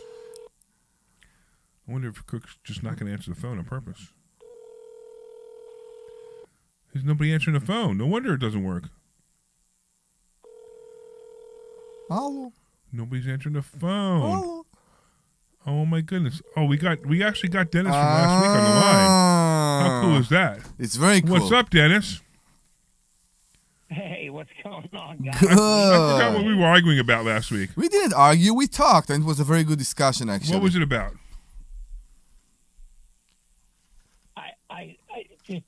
Can I preface this with please don't jump down my throat? I'm on your guys' side. Dude, I love jumping down people's throats. No. There are no sides here. Okay, but I tend to agree with you guys. So okay. I was really caught off guard last week. Maybe it was because it was the end of the show and I was talking too slow. I don't know, but right. So this is what it sounded like, Dennis. I'm gonna just give me 1 second because I want to preface this call. So you said that we can't pick tenants based on their character, right? And my brain immediately. The law prevents that. No, that's not true. The law does not prevent that. I could pick tenants based on their character anytime. I can't discriminate. The word character is the problem. No, the word character is the only thing that makes any sense. But character can be the person color, and it also can be. No, character is not color. Okay. Character. That's Larry, the problem. can I try So and character is explain not this in not a color. in 3 sentences. Can I try and explain this in 3 sentences? Please. Omri is a good landlord. Omri has 2 rules in choosing a tenant. I coerced him into one of them, which is paying on time. But maybe he does have only 1 rule. I don't know. But he probably has 2 rules. Okay. Every rule that's added on top of that is a lawyer fee at some point. Okay. If Omri is the pinnacle of what it means to be a good landlord, he doesn't have dumb rules in who he picks as a tenant. He That's not keeps true. a clean place. That's not true. I have rules of who I pick as a tenant. You want to know what the first rule is? You ready? They're nice Sure. people. Okay. Why not? If they're nice people, Yeah. then you have a contract. And the contract, like you guys always say, says don't destroy the place, pay on time. If you don't, you're out. Yep. And you agree. That's a Yep. simple contract. But if I have two tenants in front of me and they both have identical credit scores and they both have identical incomes, and one is, I want this place now, and the other one is, thank you so much for giving me this place, I'm picking the person who says, thank you so much for giving me the place. That's character. yes. That's it. But you can't Okay, put it in so writing, let Dennis. let me rephrase my question then, Okay. Larry. As someone who is not a lawyer and not a landlord and doesn't want to be a landlord. Right. You know why you don't want to be a landlord? Because you're doesn't scaring yourself out of being a landlord because you don't understand No, it. Larry. No, Larry, I'm not. I know you're a phone call guy. I get that. I'm What not does that mean? interested in that work. But go ahead. That's Go ahead. what you say. You're a phone call, which I agree. That's what a landlord. Oh, you should mean I be. make They should phone be a calls to coordinator. have like the things fixed? Yes. Okay. Yeah, people get fixed stuff. Yeah. Right. Yeah. I'm not interested in that work. I'm just not. No. Okay. Fine. So go ahead. So what is your point? Then? I'm not a lawyer. I don't want to be. I'm not a landlord. I don't want to be. Right. Then explain to me why it seems so complicated legally to be a landlord and live off your reputation. So I don't understand the question. I think you. You guys every week talk about all these rules that seem to frustrate you. Mm-hmm. Well, I don't know about that either. So we have lots and lots and lots of properties, and every once in a while we talk. So we talk about good things and we talk about bad things. We give the truth, right? So today, Omri talked about Sure, you one of talk his about tenants. good things. I'm not saying you don't talk about good things. I learn a ton of stuff from you guys. I think you're hilarious. Thank you. I think you're informative. Definitely opinionated. So am I. Thank you. I Yes. like people sharing their opinions. I like people talking out loud. I don't like trying to figure out what people are thinking. Right, but part of your problem is you So I have guess- opinions based on no facts. You've never been a landlord. Yeah, You've never so been. I'm asking you. Right. So when you say, "Can I pick somebody based on character?" the answer is yes. But I can't pick on somebody based on race because that's called discrimination. Okay, Larry. So that's kind of what I'm saying. Okay. You can't know. take I picked him on character to court. I don't agree with you about that. I- If a person, I'm sorry, I was in this position, Dennis. If a person hang up the phone to my face, and when a person shouts at me or curse me over text messages, Yeah. I show that in court to a judge before to show the person character. This is their character, and this is something that I'm showing in order to basically say I don't want this person based on his character as my tenant. My worst 2 tenants. And My and- worst and 2 tenants in Omri, the I'm last sorry, 10 years were white. What did you say, Dennis? Larry, I've yet to bring up race. I have yet to mention anybody's skin color. No. He's joking. Leave it. It's true that my worst 2 tenants. I agree. My worst 2 tenants in the last 5 years have been white. What are you saying, Dennis, again?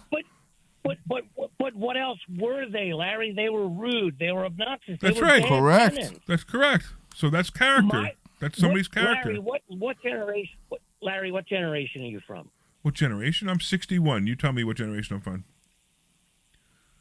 I don't know. If you were a kid when That'll make me a JFK baby died, boomer, you're a boomer. right? That'll make me a baby boomer. Yeah, so you're a boomer.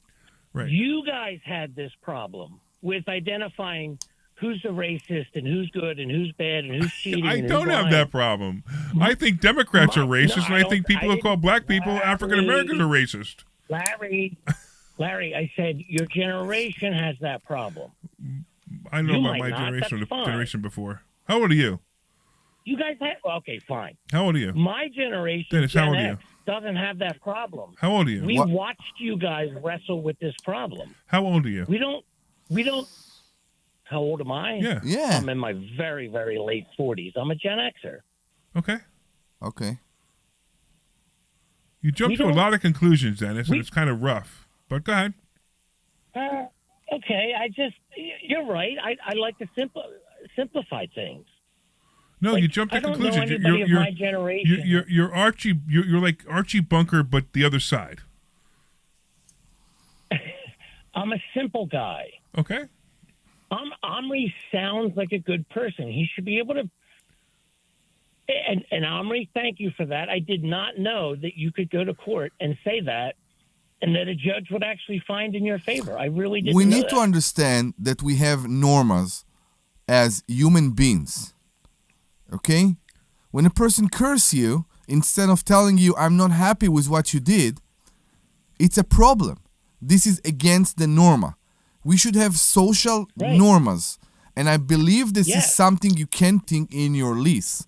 But every normal, I agree. Every common sense human being, yes, including a judge, will of course be able to look at that and say, this is something that showed me. But you that can't throw somebody out because they cursed you out.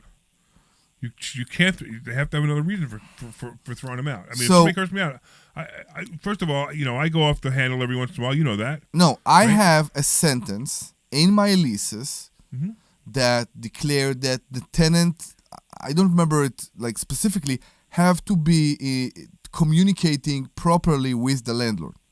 It's a standard lease, But and if it should do that. If the tenant says F you every word in their mouth, Yeah. then you could use that against them. I don't think a judge is going to let you win that one. I'm not sure he will let me win that one, but if this is the person that I'm dealing with, maybe this is why the communication is so problematic. Listen, I've had tenants, curse me out. Yeah. Usually it's a misunderstanding, and very quickly they learn that doesn't work with me. Yeah. But, then we work it out, just like anything. I mean, you and I we're partners in this mobile home park. Yeah. You and I have had flat out battles over the partnership, and an hour later we're best friends again. Yeah. So, and it's the same thing, marriages or anything else. So I'm not evicting somebody because they're going to curse me out. But if they're not paying their rent, and then they curse me out because they're not paying their rent, I don't really care that they curse me out because they're not paying their rent. I care they didn't pay their rent. I'm not sure I agree. Larry, if a different landlord, for whatever reason, doesn't want to be cursed out, it's a religious reason. They don't like foul language. It's They're going to have a tough traumatizing time. They're going from to have a tough time childhood, evicting or- somebody on that. They're going to have a tough time evicting somebody Listen, on that. you end the lease. but when You I- find a reason to end the lease. You end the lease. You I send a understand. notice to quit. But the point is, you can't end the lease because the guy cursed you out. If he threatened you, yes. So here, guys, here's where I don't understand this. Okay. Omri just said you find a reason in the lease to end it. So Omri is making a mistake by saying that. Okay. Because I'm not but finding that's a what reason in a everybody lease to does. make. It has to be a real reason. No, it's not an excuse. It has to be real. Normally, when you are in this position that the tenant start to curse you, it's against something. All I do is hang up. I get you, but it's so for you. You don't feel it. course I do. You go to the next thing. Yeah. To me, there is a reason. Let's say that the tenant right now broke something in the house. They broke the handrail. They broke the washing machine. Something happened, and it's on their fault, right? And I tell them, you broke it. You need to pay for that. And instead of accept that, they start to curse. normally with a person that will come to you and say, and that's a very good example, listen, I understand, I can't pay that right now, I don't know what to do. Go ahead, they curse, and what do you do? I can deal with it. When a person said, like you said, F you, I'm not paying you anything, blah, blah, blah, blah, da, da, da. Okay, no problem. So the lease say that you need to pay for things that you break. Now you're in default of the lease. Correct. And you use this. Yeah. But I'm not Can I throwing him out. Can I ask you guys a question? Go ahead. Can I ask you guys a question as Sure. landlord? Yeah. And someone who does know human behavior? Omri, on your example, let's say this is maybe like the second time that you've heard this person like really unload on you. Okay. And they happen to use cursing. Okay. And you have experience as a landlord. Maybe it's your fault why this happens. I don't know. Who cares? But when someone acts like this, your brain says this usually leads to damage in my apartment. I'm going to cut this off at the head. This person doesn't seem well to me. I don't want them in my property. Your hypothetical situations are tough to answer. And that's the problem here. You're making up hypothetical situations. I will answer. I don't believe that everybody immediately after cursing me are going to break all my windows. No, I don't believe that. Yeah, same here. And if they do, they're going to go to jail. Do you believe they're going to get That's vindictive? vandalism. Do you believe at some point they may get vindictive because you've argued frequently over the years? I hope they will. I hope they will. Funny. So I'm sorry, but I hope they will because it will be very easy for me if they did it intentionally to fight them. So and I won't fight them, actually. The insurance company... They take a sledgehammer to the kitchen, for example? Yes, correct. Two things. One, they go to jail, and two, my insurance company covers it. Yeah. So actually, believe it or not, what he said is correct. I hope they do. We try to avoid those situations, Dennis. We don't want to be in those situations. I talked an hour ago about a tenant that I decided not to rent because of their character.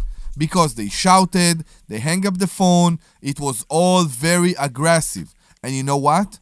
I had to drop the rent $400 in the last 3 months to find tenants. I had to drop the rent. I don't regret it for a second. All right. You need to deal with people that are acting as human beings, that you can deal with. And there must be norms on our life to dictate how a human being should behave. So, Dennis. Yeah, so Larry. Go ahead. Larry, wait, real quick. I want to start my sentence with, I believe if you're a racist, you're stupid. You're making a decision to get in the way of profit as a business person. That's dumb. That's actually true. But left or right, I don't care. That's dumb. Right. If my decision-making process on people's character develops a pattern, like if all of a sudden Omri, who cares, only rents to people from New Zealand, that's weird, right? Like, and we all can start to pick up on that pattern. But I don't think that other people should be cherry picking and just digging into every little reason a landlord makes to protect their property until there's a pattern. Maybe I am crazy. I don't know. I don't know. So I'm going to tell you what I think, and you're not going to like it. I think you've acted like a racist so many times that you're trying to prove that you're not. No, Larry. I'm devastated you think that way. I understand that racism exists. I understand that racism is a bad thing. Mm-hmm. Larry, I have gotten blood drawn defending people because I'm the only one standing up for them in a bad situation. You ever hear the expression, I'm not a racist because I have black friends? I did not give that example, Larry. But that's what it sounds like when you and I don't know why it comes across that way, but that's what it sounds like. That's not the example I gave, Larry. No, I know you didn't. I know you didn't. But that's what it sounds like when you talk. Listing accomplishments.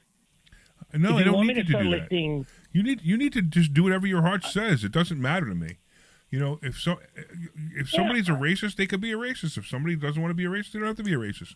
As long as they're not harming me or anyone else, I don't really care what their thoughts are. And it's not. It goes back to the same thing with the Me neither. he/she's. And it's not about generation. Me neither. I think it will be and it will stay in every generation, because if you're being grown in a house with racist parents, there is a very good chance that you will grow up racist. That's true. It is what it is. Yeah. I don't know. See, that was my grandmother was the nicest lady on the planet, but she had a horrible, horrible opinion of black people. See? And it was just nobody taught me that. And you know what? It was when I was a kid, when I was small, like 3, 4, 5, 6 years old, my mother had a cleaning girl, and her name was Mamie, and it was a black woman who used to clean our house. And this woman used to like treat me so well. She would, she would bring me candy when she came, Mm-hmm. and this was my experience with I want to say people of color. I don't know, whatever you want to say. And that's what I grew up on. And I lived in a block where there were race riots, and it was horrible. And and my parents had us move because of the race riots. But I never saw anything more than this wonderful woman who took great care of me when I was a kid. That's it. That's all I ever saw. I never saw anybody as be no matter what they were, color. It doesn't matter where they came from, whatever. I never saw anyone until I start talking to them, and they prove to me that they're complete jerks, or they're racist in some other way, or they're bigoted in some other way. Until then, I have nothing. I remember. I got a great story. You'll like this, Dennis. You'll actually laugh at this. okay. I was at a favorite pizzeria of mine, and I'm getting a couple of slices of pizza. This is many years ago, and this guy next to me, waiting for the pizza to come out. And this guy next to me is telling me about the fact that he fixes cars, and he's got this shop. He fixes cars. I got a couple of cars. I'm like, hey, that's great. I said, I have a car that has this problem. I start explaining the problem to him. And then he starts going into other things while waiting for it. He says, yeah, sometimes those Jews come in, and when those Jews come in, they sit there and they argue about how much the money is going to cost. And I really hate dealing with the Jews. Obviously, he didn't know I was Jewish, right? And then at the end of the conversation, I just was polite. At the end of the conversation, he goes, hey, when are you going to call me about your car? I said, you wouldn't want me as one of your clients. I'm one of those Jews. And that was the end of it. And he walked out. Yeah. Because, that's just what people do. If they're that dumb and they want to have conversations like that, that's fine. But you want to be so I give permission to anyone out there listening to be a racist. I think you're dumb. But if you want to be a racist, you can. You can do whatever and say anything you want. Just don't say anything to somebody. Don't harm somebody. Don't hurt somebody. And don't be my friend. You want to know what I think the most racist thing you could call a black person is? There's the N word, but I'm not even going to go there. It's a very common word. It's a very common phrase, I should say. Not even a word. It's 2 words. It's a very common phrase. You ready? The most racist thing you can call a black person is African American. Would that freak you out, Dennis? I think it's. I think that's the opinion of the person who wants to be called something, but. Well, let me explain. If I walk up to somebody who I've never met, and they're black, and I say you're African American, that's racist. You know why? I know. You know why? It is because they're not all African. Right, because I'm assuming just because they're black, they're from Africa. It doesn't matter. That is racist. Yes, and if it's a 20-year-old African American that probably from Africa, born here, right? No, and if they're born here, they're not African American. Of course, they're not African American. American. Right. Well, Larry. Yeah. There's one thing that all racists have in common, and that is an obsession with race. I don't know if that's true either, because I don't know any racists. You don't know any? No. There is. No. There. I don't associate. Let me put it this way: I don't associate with any racists. Anybody who gives me a racist inkling, I just don't want to talk to them. That's why. That's why you're borderline to me. That's why I keep trying to figure out if you're a racist or not, and trying to come up with excuses that you are or you aren't. But you're doing a really good job hiding it if you are, and to other people, not to me. No. And if you're not, you're doing a really poor job proving you're not. Larry, taught a management program for a national company. I'm not going to get into it. For 10 years. In 2 instances, somebody used the C word regarding a female in the classroom. Somebody else used the N word. I immediately removed the person from the class that was either, in one instance, was accused of it, and the other instance, but what it does that have happened to in the do class. with whether you're a racist or not? That means you're a Larry, smart let me manager. Finish. That means you're a Larry, smart manager. Let me finish. You take too long to get to your stories, man. Larry. Okay, fine. I'll cut to the chase. At the end of the day, I got in those 2 people. I kept my job, but I got pulled into an office to get yelled at about that because I stopped it. Because What does that have to do with racism? That has nothing to do with racism. So What what's your point? That's poor management. What's the point then? Is that the management was racist because you pulled out of the class maybe a black person? No. No. The point is that he wasn't accepting that in a room that he's in, which is right. And then the management said there was a problem. The only thing that you mentioned and that you talked about here is the fact that the only people that I think that are being allowed to be racist are the people that always claim that everybody are racist against them. Those are the biggest racists. And all that's the racists problem. Are obsessed with race. Exactly. Exactly. No. Now I agree with you. Yeah. You know who is obsessed with race? Who? You know? Racist. Racist people. Right. They are obsessed with race. When they complain. And they are obsessed with race because they believe that everybody are racist to them. Correct. Everybody are racist to them. Omri, Yeah. Omri, if you go to a medical doctor who prescribes drugs, and Yeah. you have a back pain, what's he going to prescribe? Drugs. If you go to an acupuncturist, what's he going to do? He's going to stick a needle in your back. Okay. Correct. If you're going to go to a weight doctor, he or she's going to tell you to lose weight. Okay. All right. Listen, Dennis, I appreciate you, man. If you're a racist, stay away from me. If you're not, you're welcome to call again. No. Just come this Thursday Larry, and we'll continue. Larry, I'm going to say this and then I'm done.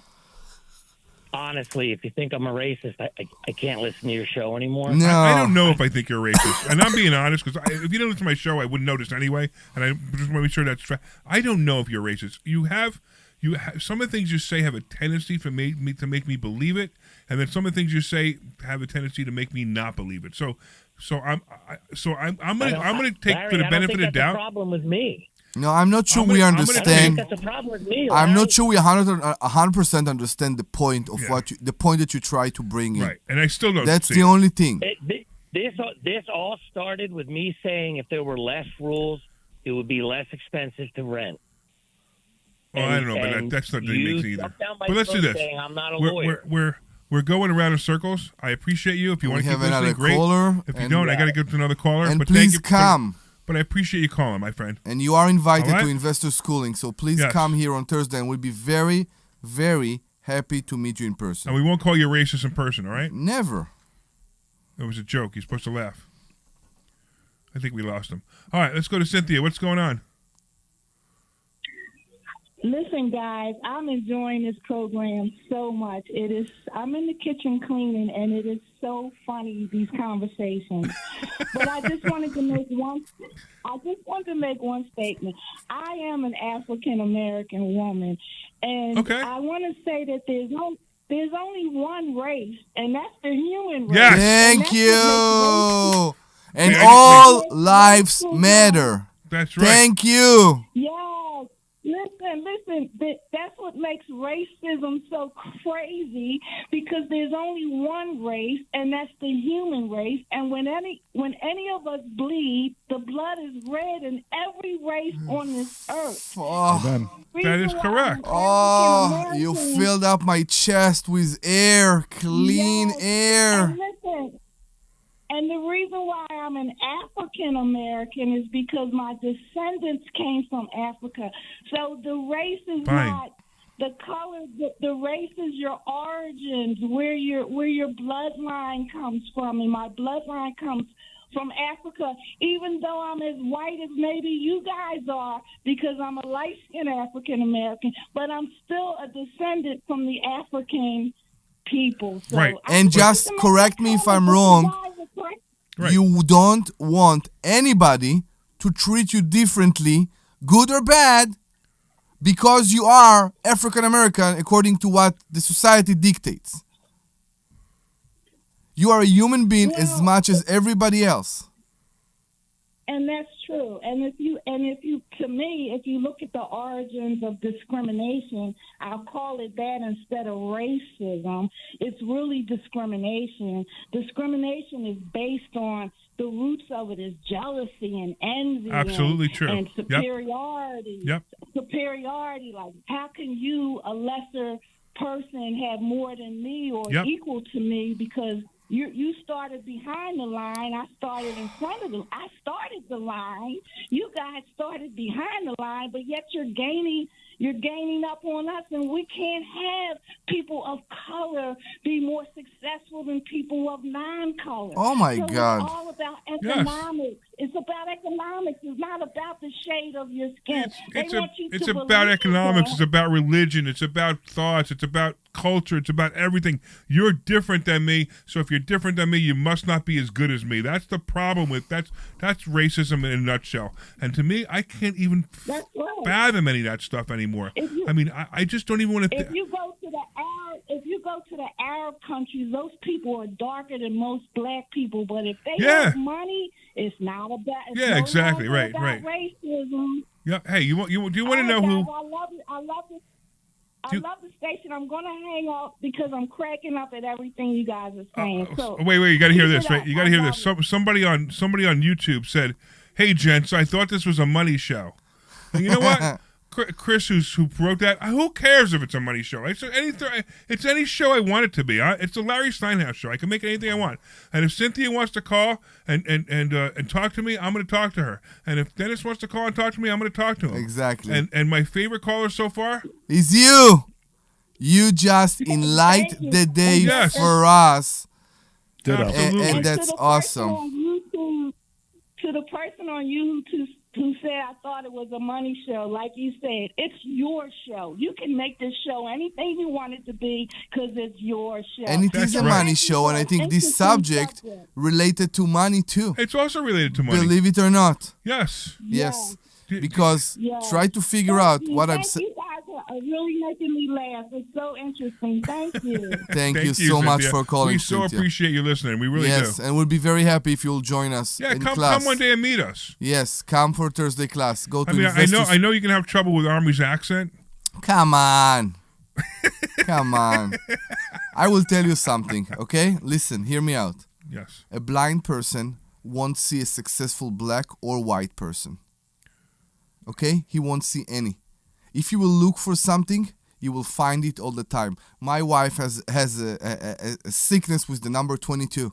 So she see the number 22 always. Right. I don't look for the number 22. So I don't see it.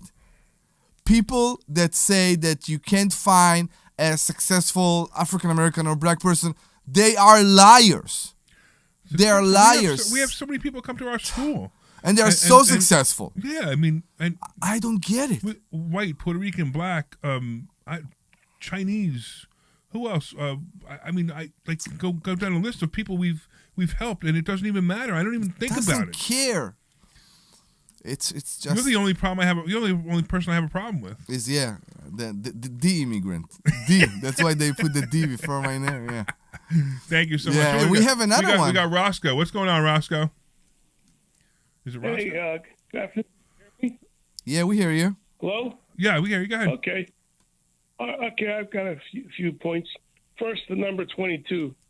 That's the luckiest number I ever had. That's my mother's birthday. Okay. There you go. So, so you also see it all the time. About this race thing, I'm just glad we're going to go back to Martin Luther King, where all people are created equal and equal opportunity, and get away from this DEI stuff. That separated people, in my view. Absolutely true. Martin Luther King was right on, and equal rights for everybody, and I go with that. And we did get away from Martin Luther King's views, I think. Even some black people went a little bit over, but not just black people, but they went a little overboard with this DEI. Anyway, Of course. but I really want to ask a question about what do you think about the volatility of the stock market in regards to, I don't know if you're following this, but NVIDIA, and, it was the jewel of the stock market up to about 2 weeks ago. And Not for me. If you came to my class, you would have heard every week, you would have heard me talking about NVIDIA saying, stay away from this, stay away from this, stay away from this, stay away from this. My buy price is 80. Yeah. My buy price is 80. I kept saying it over and over again. Really, 80? Yep. That's interesting. That's what I was curious what you thought about that. My buy price is 80. Now that doesn't mean that you're going to hit 80, but I won't buy it until it does. I have a question for Larry. 1 second. Yeah. Have you bought Bitcoin when it dropped from 100 or no? No, I will buy Bitcoin when it hits 50. 50? Okay, I got you. And what happens if it doesn't hit 50? How much money do I lose? Nothing. Yeah. That's my point. My point is we have the specific way that we teach how to buy stocks and how to buy stock options. No, I asked because I was pretty sure that you said back then you will only go in when it will drop under 100.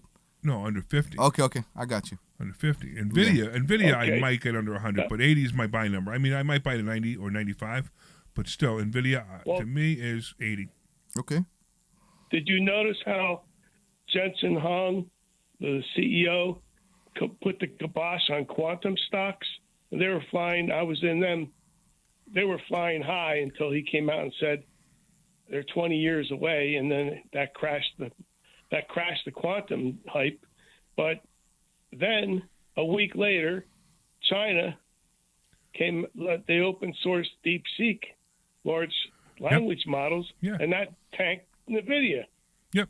So it was kind of poetic justice in my view. So were you investing in all these stocks? I was in quantum, the quantum stocks. So how much of your portfolio? How much of your portfolio was in these stocks? It wasn't much, but I only had a couple hundred shares, but they quadrupled, and I did quite well. Now I feel the party's over. The party's been over. That sector, but the party's been over. The party's been over a long time ago. They're trying to bring it back. Well, what do you mean? For a quadruple, that was a pretty good party. Yeah, did you take your money and run? Yeah, I did. Perfect. Because that's one of the things we teach, especially with stock options. We teach people to take their profit and go. If you ever come to investor school, you'll actually see these conversations. And what we do is there's a section where the stock option consultant comes up at the end of the night, and we literally go over stocks that people in the audience pick. We have a rule. We have a rule that we keep repeating in class, especially about that. What do you mean? Nobody ever went broke taking a profit, but that's Correct. not the point. But what I'm saying is, if you want to go over stocks, come into investor schooling and give us some stocks, and we will definitely, absolutely go over the stocks with you. By the way, do you know who my favorite motivational speaker of all time was? Me. Nope. Louis Rookhauser. Who? Louis Rookhauser. Nope.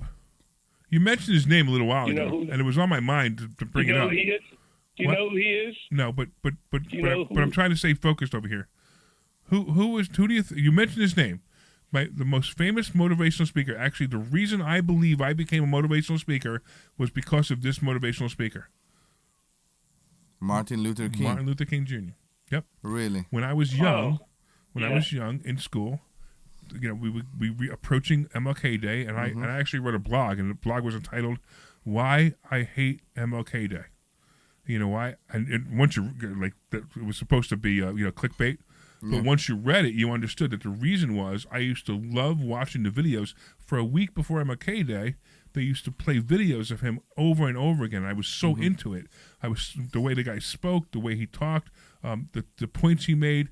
They were so clear and crystal to me, and it was so great to me that I hated MLK Day because they stopped playing him. He was a great man. I mean, that's why they made Martin Luther King Day. He was a great man. And absolutely. He still is a great man because he lives with us. Absolutely true, and you're right. And everything that he wanted, now exists.